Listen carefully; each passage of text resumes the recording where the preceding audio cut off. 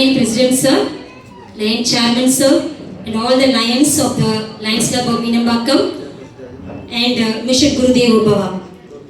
I dedicate this award to all the teachers. Once again, thank you all. I am deeply grateful. No words to say. Thank you all. I was there in the first event. I have been in the subsequent events and all the events, and I see the spirit and enthusiasm just rising each year, and this is a permanent lifeline for teachers, of teachers, and by such a wonderful set of organizers. And it's indeed a great pleasure to be presenting before you what the topic that so close to my heart, happy teachers, happy classrooms, sets us to think of today, the significance of today. Today is Teachers' Day, but it is also a day when the Lord appeared on earth and gave the greatest lesson as Vamana Avatar to King Mahabali. What was the lesson? The Mahabali's land, which was whole of India, was supposed to be the most prosperous. If you have listened to the lyrics of that song, Maveli Nadu Vanidum Kalam Manushyarellaarum Unnu Pole. You could please listen to that song. It has lyrics which explains the beauty and prosperity of those days. So what can a king who had everything need? But he was giving away. But he had one thing which he had to be told, and nobody could tell him. So the Lord appeared to give him the best test of lessons of humility. So that is the significance that today the Teachers' Day and Onam come together. So it's very easy to think happy teachers. Happiness itself, what is the definition? Each one have their own definition of happiness. Today, pay packets are defining happiness. Look at the state from where we were to where we are. Eppadi irundana, eppadi aayitain. Why? Where? So the greatness of humanity. We have all started getting unsatiable craving and hoarding of money much beyond the lessons even the animals will teach us. Animals have only as much as they can, and they save up for the rainy day, for the winter, that's all. But here we are saving up not for one generation, 2 generations, 3 generations, 4 generations, because nobody can spend that much. How much is being hoarded? And what is happening? Money is only an instrument, and that should be used and not make us the slave of it. Nurturing the questioning mind is actually the job of a teacher. When World War broke out, the first few months, the questions came, what is happening to the human mind? That is feeding war. And that mind which is abetting violence. What is that mind? So educational philosophers all over the world started coming together to change the way education was being given. The oppressive education had to stop. So somewhere that oppression was being spurted out in the form of violence.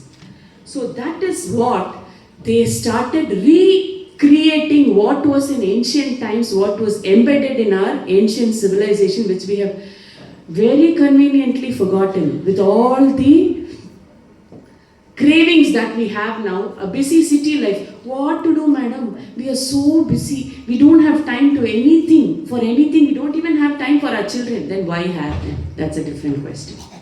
So, children, now there are memes going around in the Insta. So you gave birth to me. So where are you?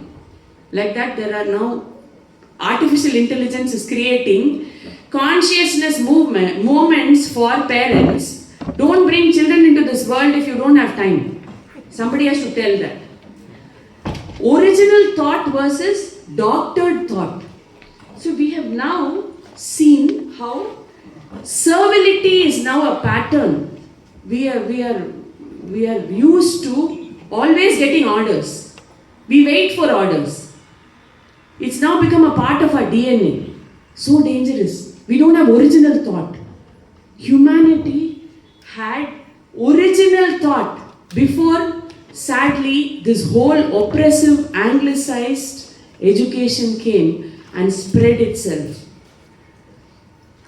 It is not about language. Children can learn any number of languages. They are very capable. The young mind is an absorbent mind. Children can learn anything without fear. But today, everything is embedded in fear and hatred. So what can we expect in the world around? For which we need happiness within. First of all, to touch and know that we need a happy inner self. We must take care of the child within us. When we ignore the child and we do not take care of our inner child, believe me, you cannot take care of children around you. You cannot take care of your family. So the happiness is something that only you can make a difference. Having the larger good has always been the way human species thrived. They thrived across ice ages. Beyond dinosaurs, the dinosaurs died out. They were the world's largest animals living. But human beings were so tiny and they didn't have teeth or body like dinosaurs, but they survived. How? There is a series called Ascent of Man by Jacob Bronowski. I will give that name to Anilji. Please look at that series. It's called Ascent of Man, Lower Than Angels. In that, he says, early man had the flexibility of the mind to recognize discoveries and inventions and turn them into community property. Look at that. What a great thing. We think of ancient man as barbaric, as cannibals, as people who don't have culture. But look at that culture which he has. He gave away everything without today what it is. Trademarking, copywriting, keeping it secret, patenting. What did he do at that time? He just gave away. He recognized what was a discovery, what was an invention which is going to benefit larger communities, and he gave it away. So, happiness is first understanding that you have an inner child and she or he needs to be looked after. The second thing is to understand that only by giving whatever you have to the best of helping those around you will you find joy. And that is only possible when you rise and understand that money is an instrument which needs to flow. It cannot be hoarded and locked inside lockers. It needs to flow. It's a lubricant in the society. Only when we have inner peace, from our inner peace will world peace emanate. It's not anywhere else. Why? We can always keep complaining. There is no peace anywhere. Everywhere it is dog eat dog world. No, it starts within us. So our inner child, our tendency to give much beyond. Think of ancient humans. If they hadn't discovered the right fruits, we would all be dying eating the wrong fruits. They all died. They all ate things. They found that some of them were poisonous, and then they said by dying, so these were unsung heroes. The ancient humans. We don't teach them all this. We don't teach children. We teach children war heroes. History is all about dates and people who won wars. It is about our history. Children love to learn your history, their own history. What is your history? So these are things that we must understand how children learn, the psychology of learning, because you yourself will like to see, like when Reena said, she and I did a course together for teaching. We relived our childhood. We wanted to make all what children would like to make. You know, we calmed our inner child. So in ways that will make your inner child live again. That is when you will find true peace and true happiness. So the teachers have the greatest boons, even if you don't recognize it. You are standing on the first step of the moksha padi. You are standing on the very first step, or probably you're already climbing the moksha padi. Nobody else has so much of a gift than that. Also, you are the most valuable profession to create all the professions of the world. Only teachers can do it. And you're the most sacred influence in a child's life. Not even so much in the impressionable ages as their family, but teachers are. Teachers are doted upon by children, and they will defy parents also. No, my teacher said this. So that much love only you can enjoy. So look at the power you're carrying. You're carrying elixir with you, which you need to just find from within and start pouring out. So heal yourself inside and give. And find peace within yourself. You will see the peace around. So all I can say is the sacred profession of teaching has been so beautifully exemplified here. And what an anthem. I think that anthem words, all of you must request. It is like a teacher's Gita. It's the end all what a teacher needs to even know. Before you step into the profession, I think like a prayer, you just read the teacher's Gita, which is the lines of that anthem which was created for Guru Devo Bhava. Amazing. Every word is like a pearl. So I wish to conclude with the serenity prayer. All of you must have known. It's very specific even for teachers. Oh God, grant me the serenity to accept the things I cannot change. To have the courage to change things that I can, and the wisdom to know the difference. This is what it is. And we have been blessed to be born in this country where sage Dattatreya explains to King Yadu the 24 gurus he has learned from.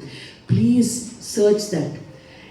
We are in a land where Bhagavata Purana and several scriptures in every religion have extolled the role of acharyas and gurus. So here we are presenting ourselves to children. May you present the best self. May God be with all of you and the organizers. Thank you so much for this opportunity. Thank you. Namaste to everyone. So thank you, sir. Thank you for those warm words. My humble pranams to Irai Anbu, to Kichaji, to all the members on the dais and off the dais. Namaste. The Vidhya Seva Samman is a sacred honor bestowed upon teachers for their selfless service to the society through education. Today, we have gathered to celebrate and recognize the tireless dedication of acharyas who have guided young minds along the dharmic path. Indeed, Guru Devo Bhava reminds us that teachers are the architects of the society. One round of big applause to all the teachers at Meenambakkam. I just recall the saying, the quote of Michelangelo. He said, every block of stone has a statue inside it. And it is the task of the sculptor to discover it. He again said, I saw the angel in the marble and I carved it until I set the angel free. In many ways, this is a calling for every teacher. We are entrusted with young minds full of potential, and it is our sacred duty to very carefully chisel and nurture them, sometimes even with greater patience and greater care than Michelangelo, so that the Einstein and Ramanujan within them may be set free. At this moment, I'm just reminded of my friend. I'll put it as a humble human being, a gifted sculptor, Arun Yogiraj. Arun Yogiraj carved the magnificent Balaram idol at Ram Janmabhoomi, Ayodhya. He is from Mysore, and my friend's brother, and that's how I know him from long. He began his journey as an MBA graduate and in the corporate world, and the legacy of generations of sculptures of his family drew him back to the calling. 5 generations of sculptors in the family, and though he was into the corporate world, his heart and soul was into sculpting. And he told me, when I was very young, I used to stand behind my father and then observe him carving and chiseling. But when he grew up and when he started carving and chiseling, he said, my father would stand by my side and look at the life that I brought to the statues. So he just returned to sculpting in the year 2005, and over the years, most of the statues that we admire in Mysore have come from his hands. And when it was time to select the idol of Balarama, it was Arun's masterpiece that was chosen by our Honorable Prime Minister Modi ji. What we see today at Ayodhya is the result of years of tireless dedication, endless days of studying, observing, envisioning, until the image in his heart took the divine form.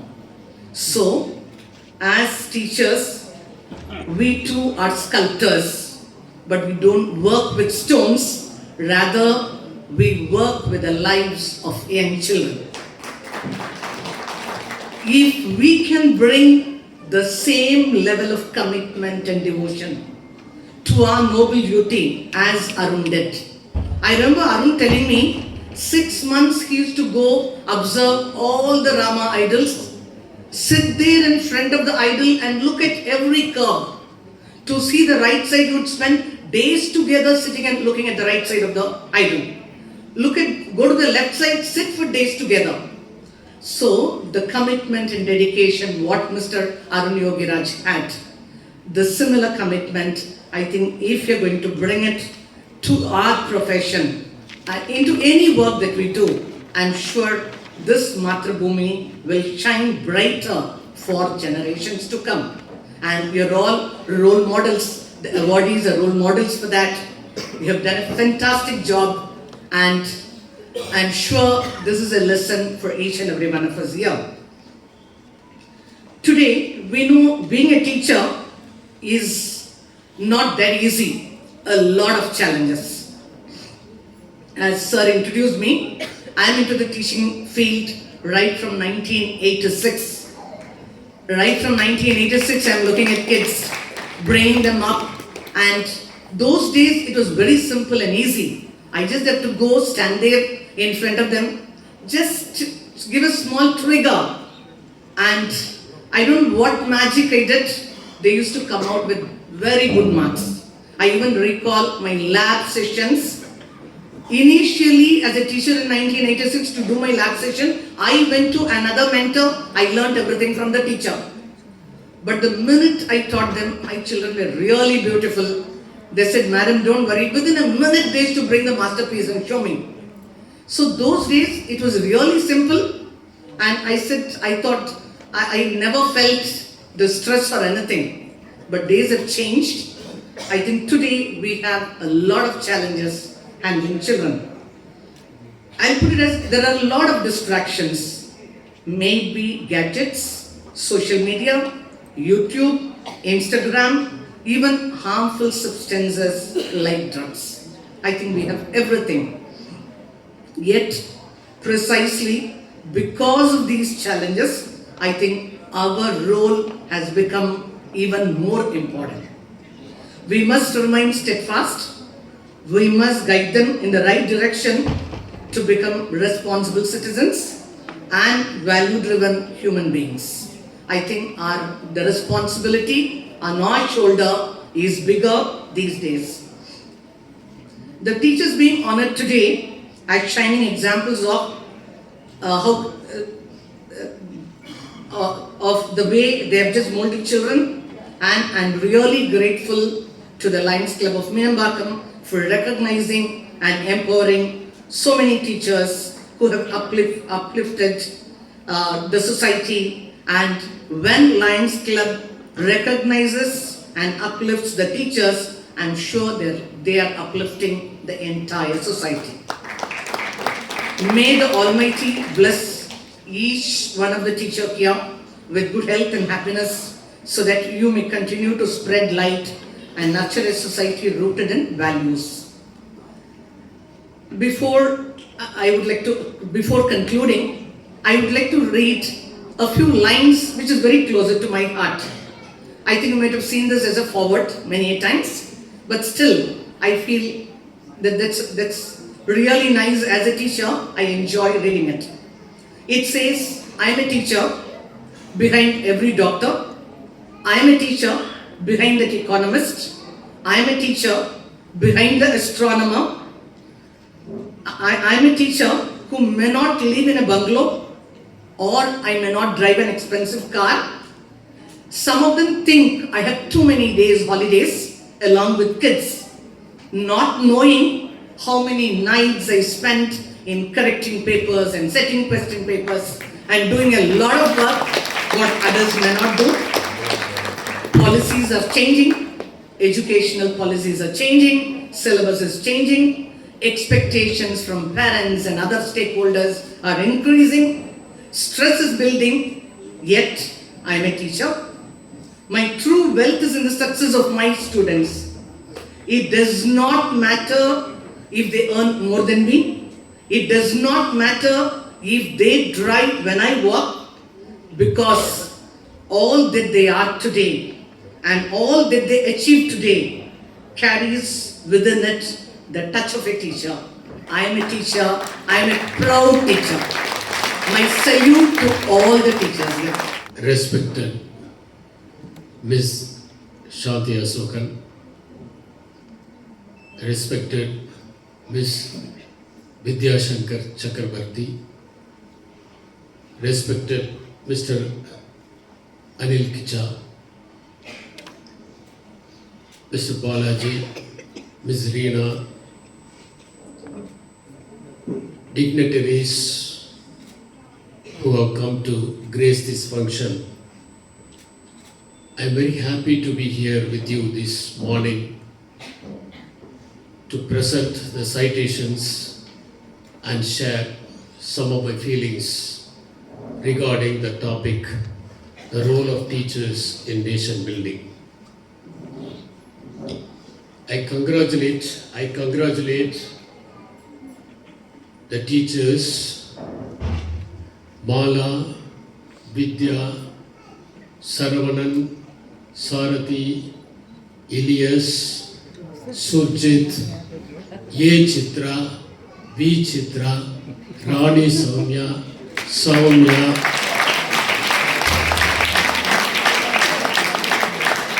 Susana Mary, Arogya Mary, Juliet, Rita Juliet,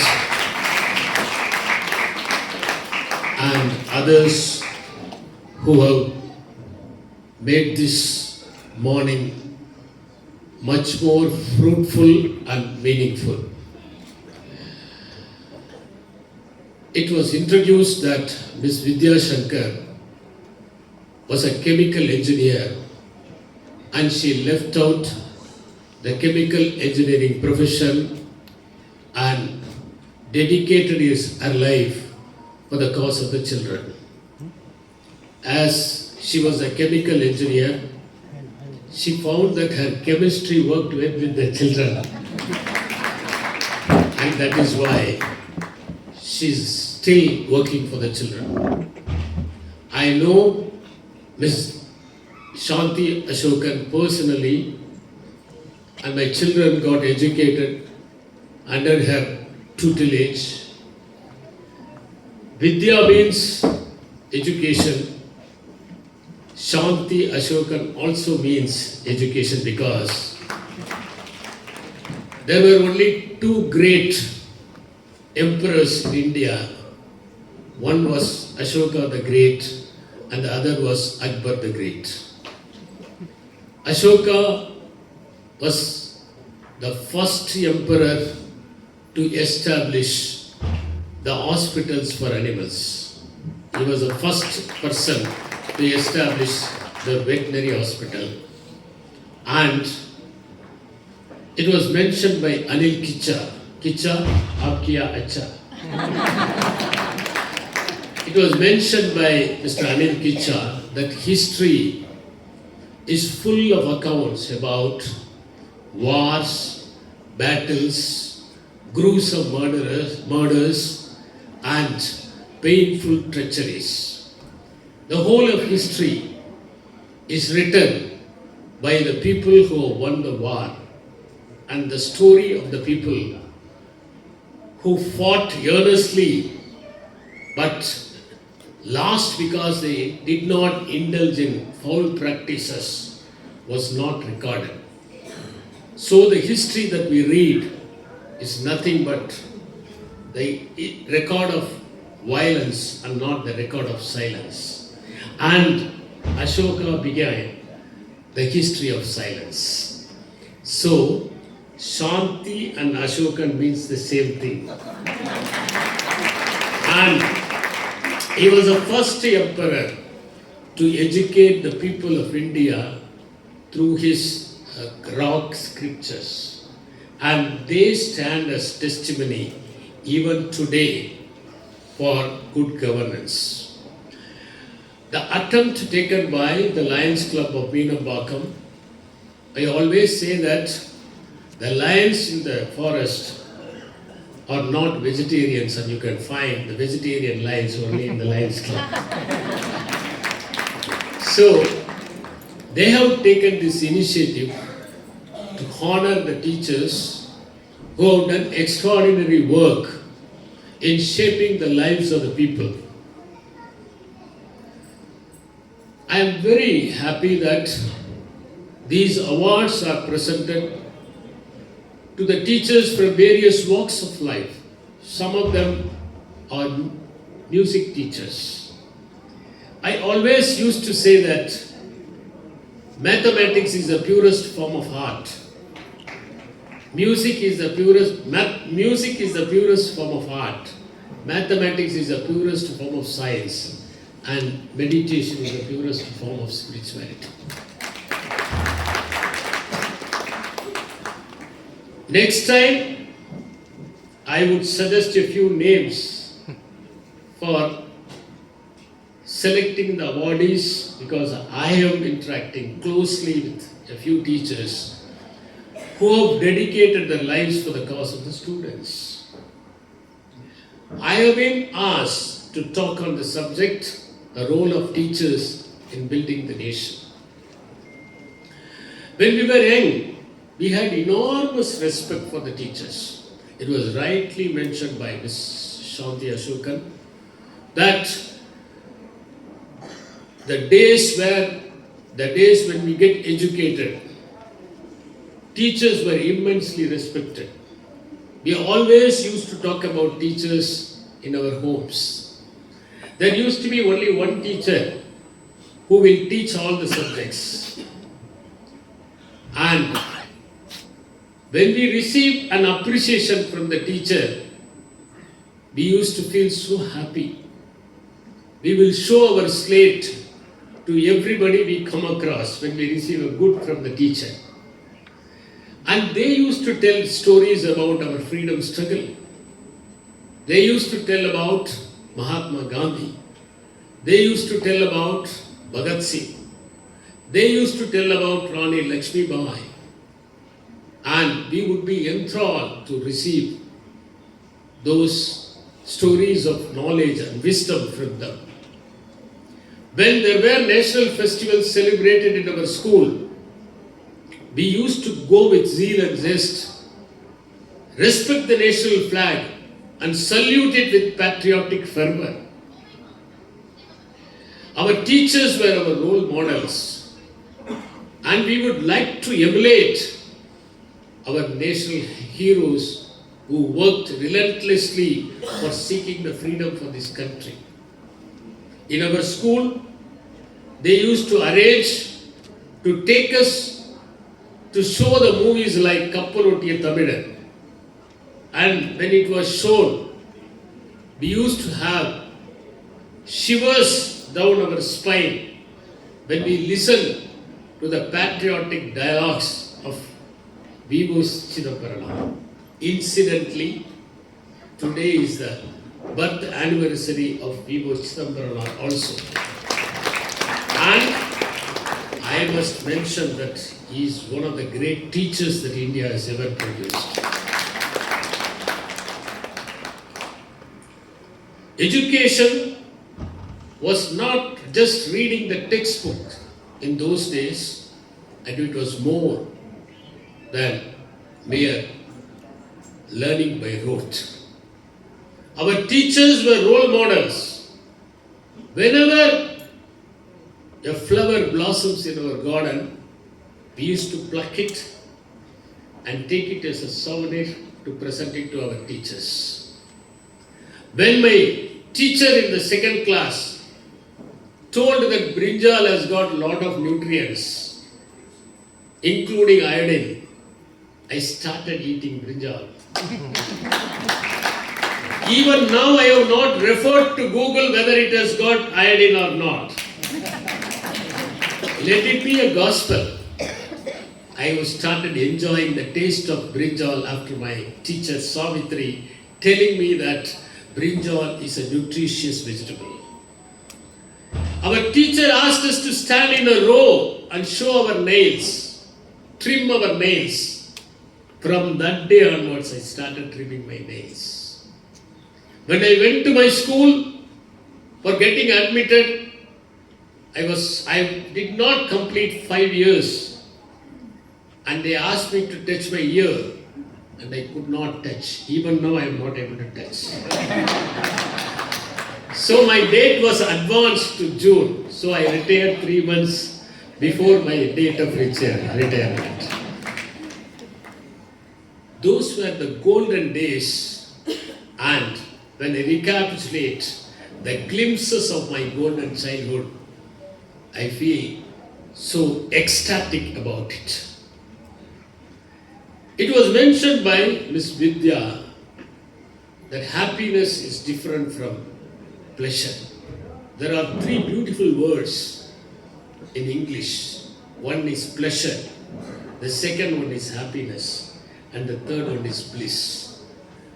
Pleasure is received from something or from somebody. You cannot have pleasure on your own. When you meet somebody, you say, "It's my pleasure to meet you." When you have a cold drink, you feel pleasure. Happiness is by making the others joyful. When you make others feel a sense of excitement, then happiness arises in you. And bliss comes when you don't do anything, when you sit in silence. When you realize your inner being something beautiful in you blossoms, and that is bliss. And human beings should work for bliss, but unfortunately they stop with pleasure. And that is the irony. Education should prepare children for 4 things. It involves 4 P's. Preparation for yearning. I always tell there are 2 noble professions on the earth. One is doctors and the other one is teachers. Let me say in Tamil so that you can understand the depth of my statement. 2 பணிகள் தான் தெய்வீக பணிகளாக கருதப்படுகின்றன. ஒன்று மருத்துவம், இன்னொன்று ஆசிரியர் பணி. முன்னது ஒருவர் பிணமாகாமல் பார்த்துக் கொள்கிறது, பின்னது ஒருவர் நடைபிணமாகாமல் பார்த்துக் கொள்கிறார்.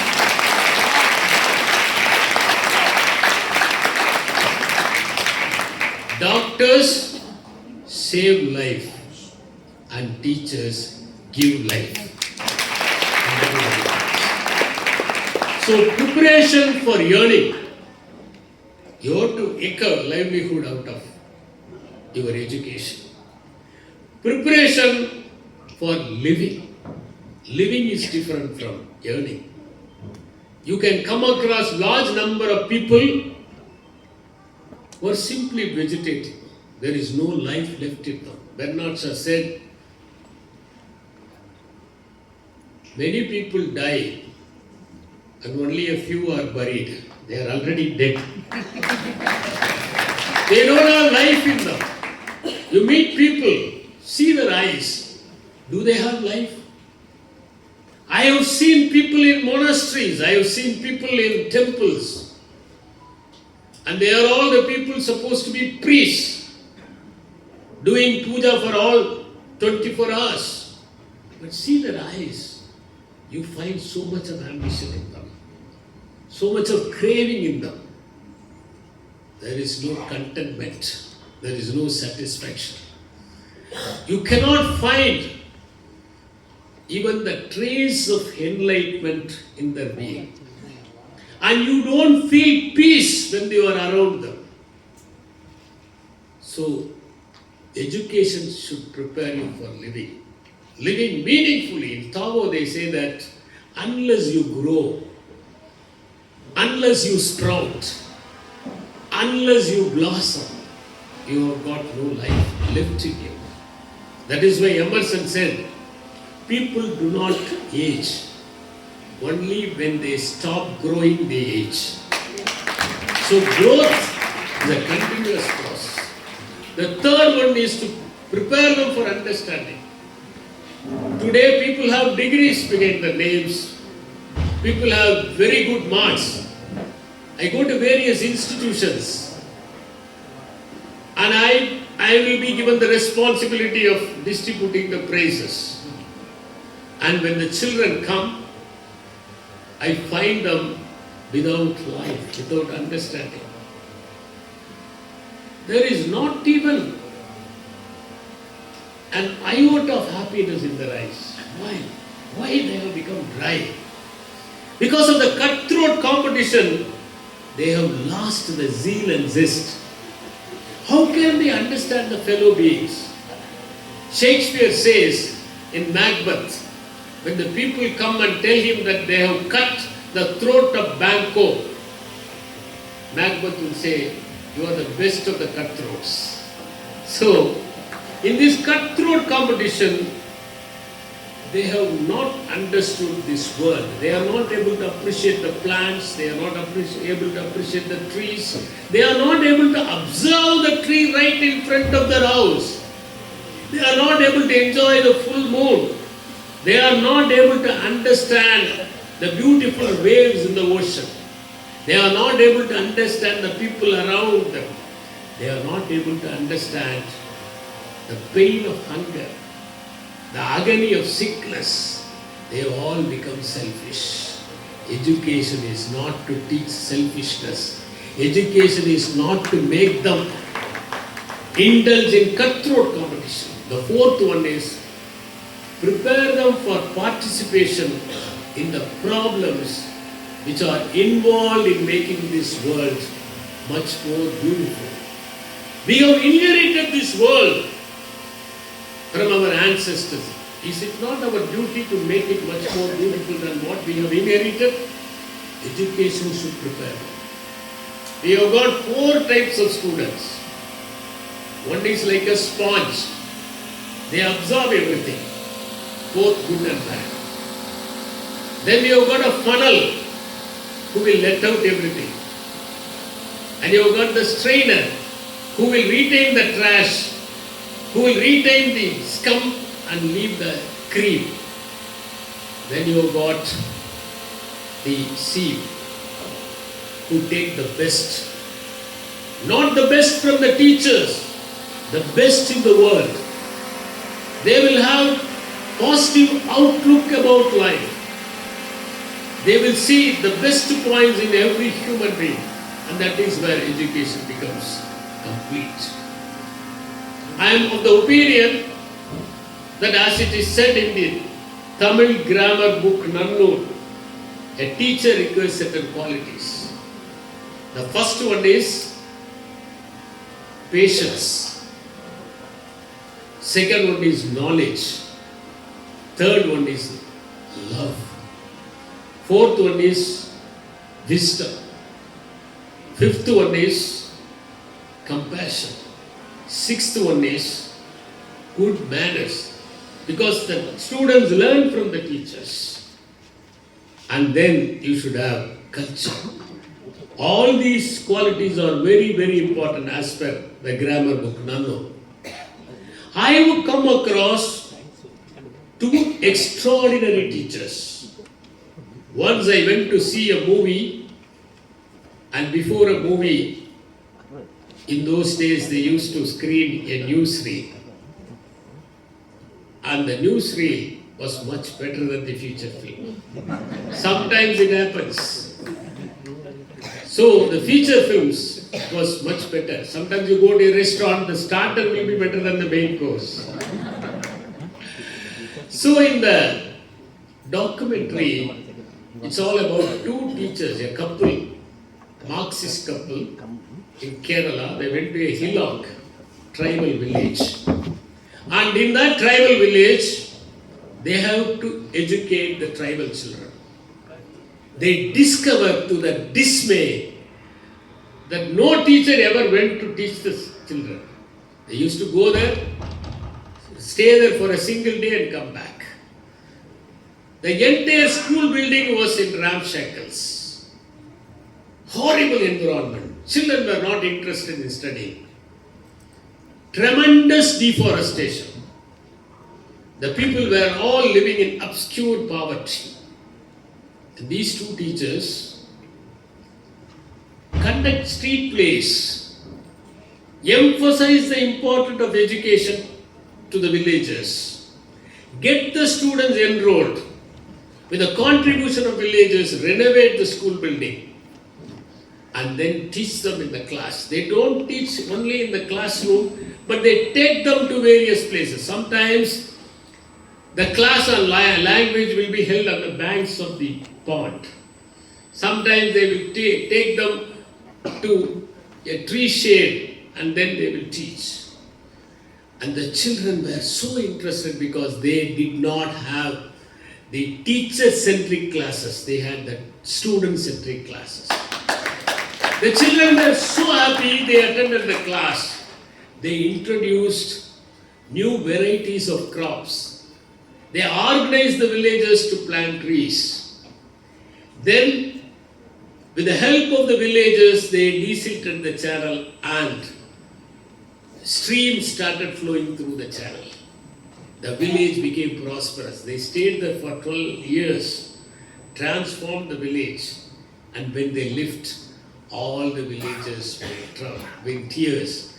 But they said, "We will continue this mission even when you leave." The second incident was about a teacher called Tushar Kanjila. He was awarded the Man of the Year award by Week in 1986. He was Rangabelia in 24 Paraganas district of West Bengal. We went to Rangabelia for our voluntary organization attachment when we had our IAS training. Rangabelia was surrounded by backwaters. Very often they would have a storm and all the trees will be uprooted. No drinking water facility because of the brackish water all around. Children have to fish to make a livelihood. Tushar Kanjilal, as a kind of punishment, was shifted from Calcutta and posted in Rangabelia.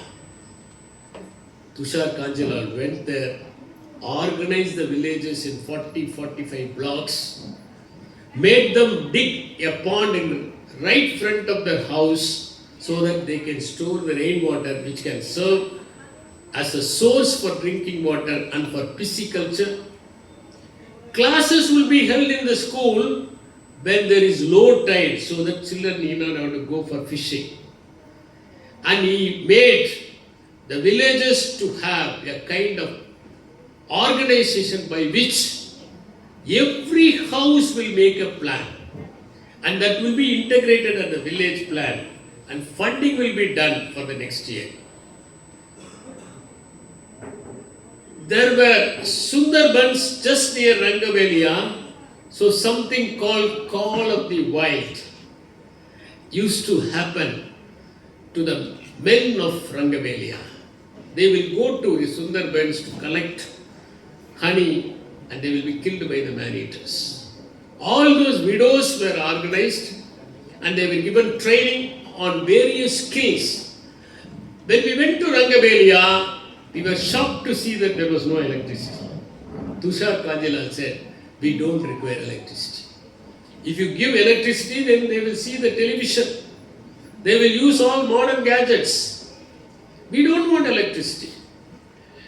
And the kind of unity and integrity, the integration the people had was really surprising. And these two teachers, I tell you, were the real nation builders. It is not about talking about patriotism, what you are going to do with the students, what you are going to do for transforming the minds of the students. It is more important. Ultimately, transforming the whole society is possible only because of the students. It has been written on the walls of the university at the entrance. If you do not have good students, the bridges that you construct will collapse. The buildings that you construct will collapse. The roads will have potholes. And you will have a society where you will not have culture, where you will not have civilization, and where you will not have harmony. So it is extremely important for us to understand that teachers are playing a vital role in alchemizing the society, in changing the configuration of the society. The first and foremost quality that teachers require is passion. It's not like any other profession. You might have studied engineering, but you don't get a good job and you enter into some government service as a junior assistant. Sometimes even the graduates who have completed their engineering are now working in Swiggy and Zomato. It's not like that. You should have the passion. I have come across two people. It is not to eulogize Shanthy Asokan or this D.A.V. school. I came across a person called Dr. Vasumati. She was teaching in kindergarten. She has finished her PhD. I asked her, you have done your PhD, you could have gone to college. But why are you teaching the children? She said, I love children. I love children, and that is the passion that is required. Similarly, Miss Shanthy Asokan is in touch with me even today, and she discusses about the role of teachers and the role of students in transforming the society. Very often we used to discuss. And she would never miss the TV program called Kalluri Kalagal, which was performed by me on Doordarshan. All these things are indication how a teacher should be passionate. There was a teacher in Chikkana Naikan College in Erode. He was zoology professor, and he used to draw the viscera of frog with both the hands. And that was the expertise. And students from other colleges would come and attend his class. When Dr. Ambedkar was teaching, initially, many students were not attending his class, saying that he is from the downtrodden sections of the society. But later, when they understood the depth of knowledge that he had, and the expertise that he had, not even the students from that college, but even from the other colleges came and attended. That was a passion he had for teaching. There was a professor in Annamalai University. He was teaching in the class. He received a message saying that his son died. He did not leave the classroom. Finished the class and then only he left. Such extraordinary people have been there because they had the passion for teaching. The second important quality is patience. Teachers should have enormous patience. As it was mentioned by Ms. Shanthy, today handling children is very difficult. Simon Sinek says in his book, Leaders Eat Last, that today's generation is a distracted generation. Similarly, Daniel Coleman says in his book Focus that children are not able to focus even for 1 minute continuously without distraction and diversion. I am reminded of the anecdote related to Buddha. Mr. Anil Kicha, I thought he would say something about Mahavira, but he said about Buddha.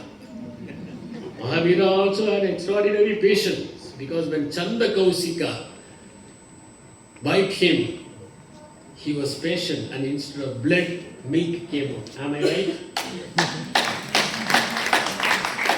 When Buddha was entering into a dark, deep, dense forest, the people in the village were cautioning him, don't go there.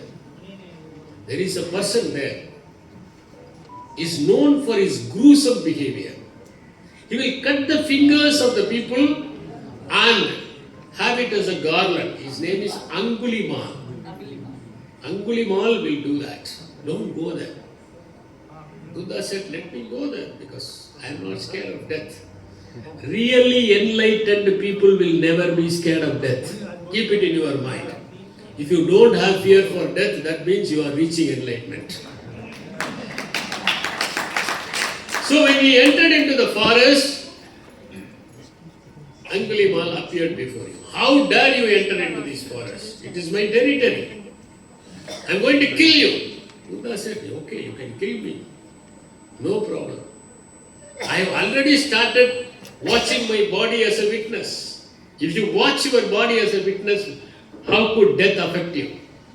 So, Angulimal said, I am going to kill you. Buddha said, kill me, but before that, could you do me a favor? Yes. What favor do you want? Could you pull out a leaf from the tree? Why not a leaf? I can pull out the whole branch. He pulled out the whole branch and brought it before Buddha. Buddha said, it's all right, you have done a great job. Now put it back. How is it possible? How can you put this branch back? Understand one thing, that taking away life is very simple. Could you give life to any human being? And that was the moment Angulimal became enlightened and he became a disciple of Buddha. Every teacher should remember the story of Buddha. the most compassionate person who walked on this earth. The third one is they should have excellent communication.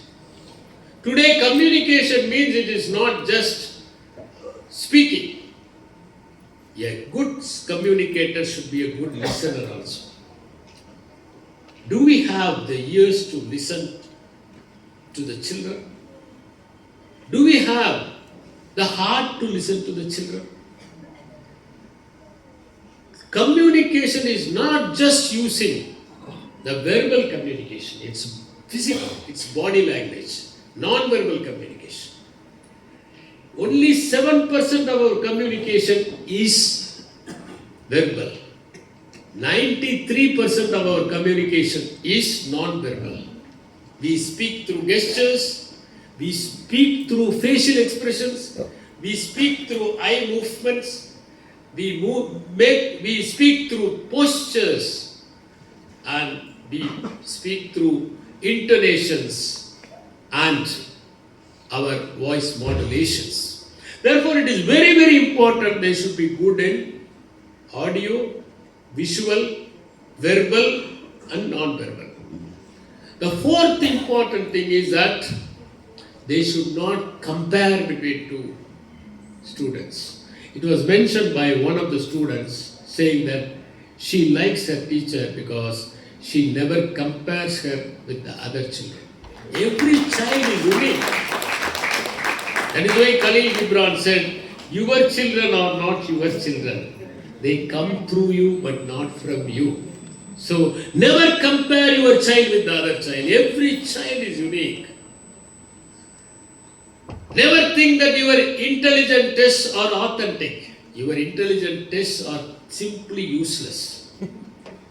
Because there are 9 types of intelligences. It may be logical intelligence, it may be musical intelligence, it may be kinesthetic intelligence, it may be interpersonal communication, intrapersonal communication. So many intelligences are possible. So never try to brand the children. That is extremely important. A good teacher should have humor. A sense of humor is important. If you do not have humor, your life will be lost. Mahatma Gandhi had enormous sense of humor. When Charlie Chaplin came and met him, Chaplin was laughing most of the time. And Mahatma Gandhi said, if I do not have the sense of humor, I would have died long ago. And that is an indication. What differentiated Shakespeare from the university wits? Why we are not reading the works of university wits? Even for that matter, the rival poet of Shakespeare, Christopher Marlowe, he did not have that kind of humor that Shakespeare had. So sense of humor is very, very important. Classroom management is very important because today, in the classroom, handling the children is extremely difficult. Every child is carrying not only the bag, but so many problems in the bag. Sometimes they may have fighting parents, quarrelsome parents, drunkards as fathers, single parent, troublesome neighborhood, so many issues. So classroom management is equally important. A teacher should have empathy. All children do not come from the same background. All children do not have the same kind of learning skills. Some of them may be late boomers. If you think that children are all to be categorized according to their learning capabilities, we would have lost Einstein, we would have lost Edison. Even Walter Scott was not a good performer in the class and he was always standing in the dunce corner. The greatest humiliation that could be given to the child is to call him dunce, call him imbecile, call him you will not be suitable for any kind of work. We should never insult a child. Sometimes children could be late boomers. Allow them to sprout. They will be like the Chinese bamboo. They will sprout late. but they will spread vast. I was the student in the last bench. I was not the student in the first row. I always found it comfortable to sit in the last row so that I can focus more. And when our teacher asked me, I was doing some mistake, and my teacher asked our entire bench, last bench, get out. So we lifted the bench and went out. So empathy is equally important. Without empathy, you cannot have it. Every teacher should imagine that he is a student. Unless he has the will to learn, he cannot be a good teacher. A teacher is supposed to learn continuously. That is why in Indian mythology, they say that the goddess for learning is still learning. So learning continuously, not only from books, every human being is a book. For example, Mr. Anil Kachai is a book. Only thing is you cannot lift him. So every human being is a book. You have to read from them. You have to learn from them. I have come across several people from whom I am learning. One day I was traveling with a person who was working in railways, and he taught me how the trackmen work. We all think that railways is simple. How in the night time they will go with the torchlight, particularly during the rainy season, and see whether the railway tracks are intact. Sometimes they may lose their lives also. So we can have the learning process from any section of the society. I always love to quote a beautiful quote from Tao Te Ching. Lao Tzu says, among all the waters, the ocean is the mightiest and largest because it lies low and it is ready to receive. Unless you lie low and ready to receive, you cannot become vast. So it is essential that we learn continuously. The last important thing is that the teacher should never be partial. He should be impartial.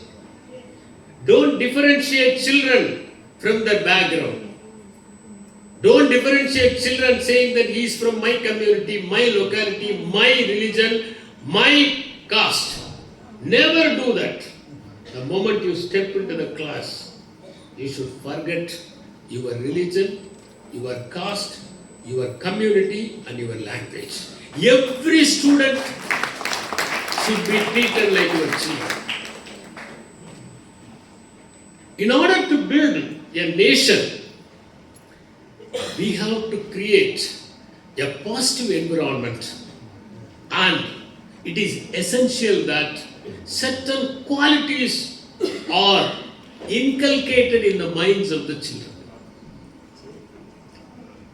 They should become good human beings. Without good human beings, how could you create a nation? It is impossible. So, it is very important that children should be taught honesty and integrity. Honesty is different from integrity, though they are used as Siamese twins. Sometimes you may be honest, but you may not have integrity. In English, there is a phrase, honest thief. It is called oxymoron. True copy. How could it be true copy? How could one be honest thief? If one accepts that he has stolen, that he is honest thief. That is the meaning of it.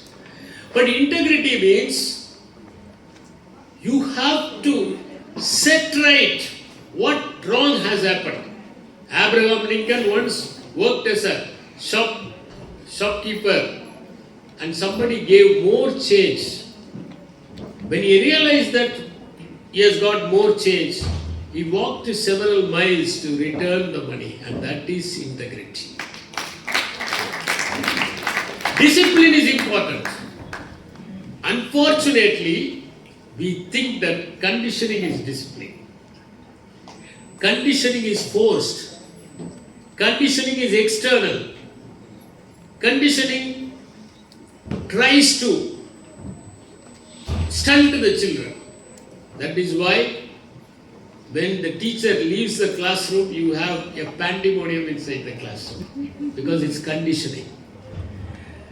That is why Maria Montessori school, they said that the children should behave as though the teacher is not in the classroom.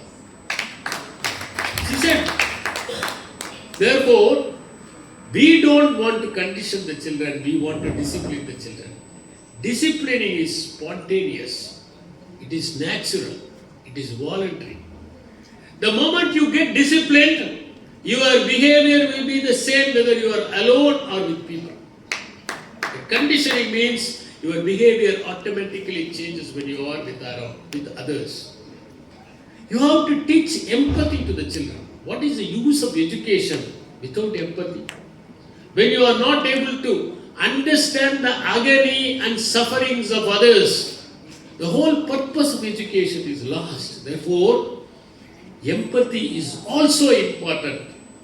Responsibility should be realized by the children. When you teach the children, you should make them learn certain skills and they should become knowledgeable. If you have dull people who cannot have any skill, how could you have a strong nation? A strong nation requires people with strong skills.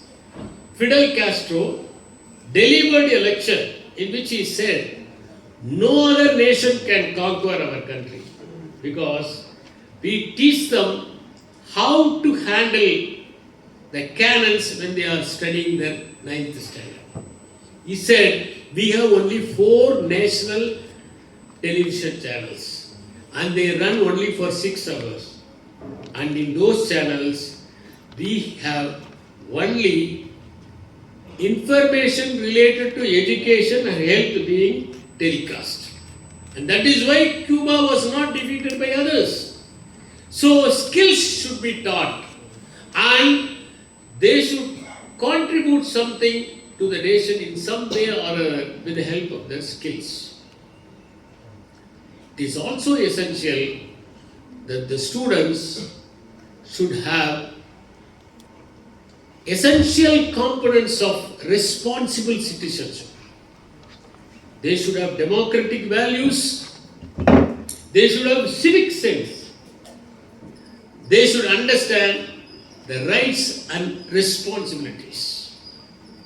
A teacher should eliminate inequalities by teaching the children who come from the downtrodden section.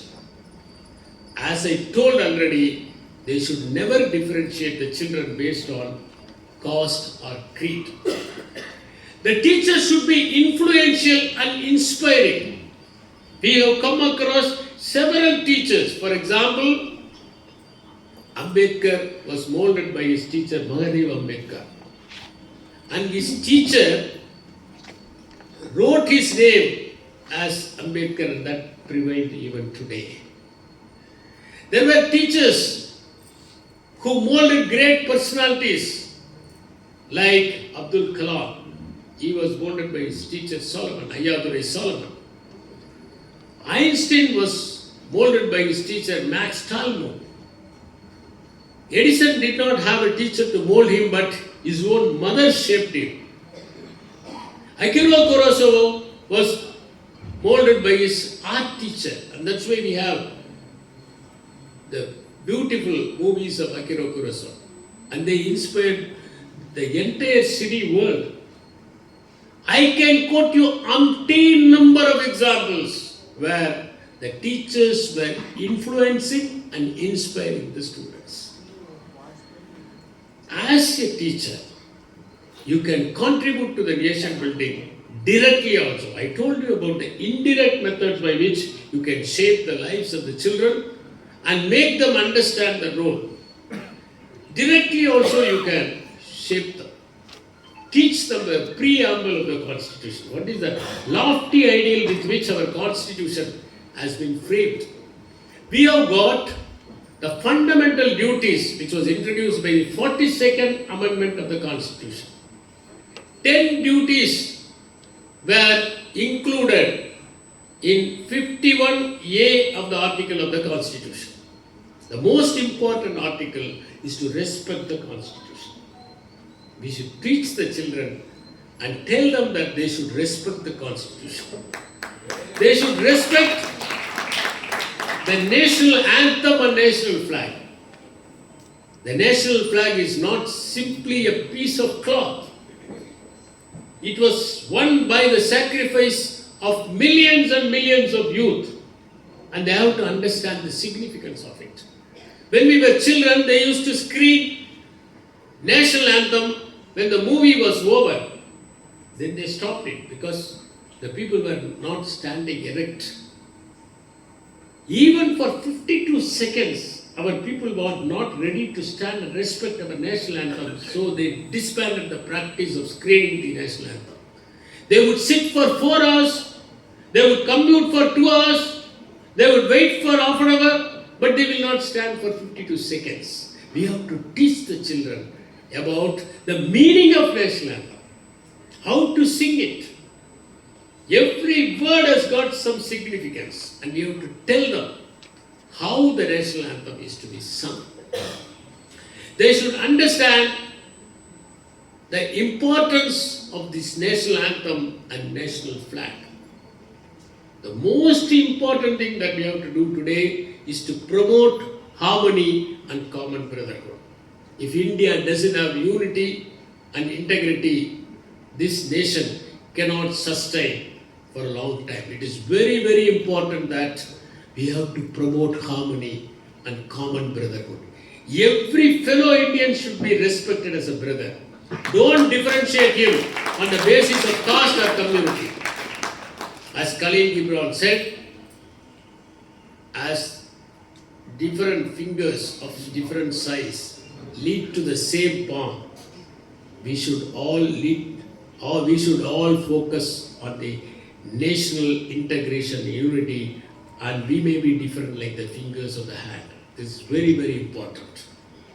And we should promote scientific temper. Reasoning is very important. Make the children ask questions. Do we allow the children to ask questions? I always make it a point when I talk to the children in the college, ask questions. Let there be a dialogue. Let it not be a monologue like Andrea Del Sarto of Browning. Ask questions. Let it be a dialogue. Make the classroom a dialogue. Make the classroom a student-centric classroom. Then only you can promote the scientific temper. The 11th duty was introduced in the 86th Constitution. That has also to be told to the children. It is very, very important that the role of teachers is becoming highly crucial in the present atmosphere. I must mention that after COVID, it has become very difficult to handle children. They are easily getting distracted because of the small gadget that is with them, and they are not able to focus even for 10 minutes continuously without distraction. It is also arduous to guide them to march in the right direction. I would not say that when we were in the school we found it joyful to attend the class. It's not the case. When a holiday was declared, we also felt happy. On a rainy day, we also felt happy. But after 4 or 5 days, we had the urge to go to the class. Even in the days of Shakespeare, you would have read about the 7 ages. In Shakespeare, the boy was unwilling to go to school, creeping like a snail. So, going to the school should become a joyful experience, as it is mentioned in the book Toto-chan, A Girl on the Window. Going to the class, listening to the teachers, understanding the lessons, learning from the fellow students, having a collaborative learning should become the order of the day, and then only we can build a strong nation. A strong nation is not built in geography, it has to be built in the minds of the students. Thank you very much.